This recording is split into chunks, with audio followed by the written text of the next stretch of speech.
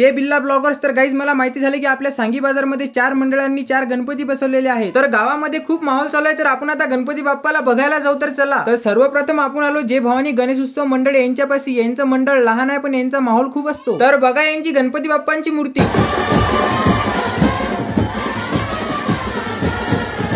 नंतर आपण आलो दुसऱ्या मंडळापाशी. पण यांच्या मंडळाचं नाव मला काही माहिती नव्हतं. पण यांची बाप्पाची मूर्ती खूप छान होती. त्या मूर्तीमध्ये छत्रपती शिवाजी महाराज यांना बघून मला खूप आनंद झाला. तर बघा यांची मूर्ती.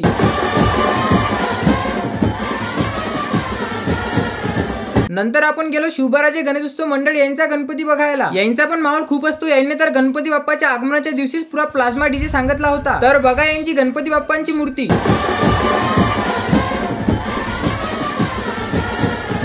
नंतर आपण आलतो लास्ट गणपती बघायला श्री शिवाजी गणेश उत्सव मंडळ यांच्यापाशी. यांचं मंडळ पण खूप जुना आहे. यांना तर 51 वर्ष झाले हे गणपती बाप्पाला बसवत आहे. यांचा पण लास्टच्या दिवशी खूप माहोल असतो. हे तर गणपती बाप्पाला विसर्जन करण्यासाठी बँड सांगतात. तर मला तिथं जायसाठी उशीर झालेला होता. तर त्यांनी सर्व झाकून घेतले होते. तर तिथे आपले मित्र होते. मी त्यांना म्हटलं तर त्यांनी बाप्पाची मूर्ती दाखवली. तर बघा.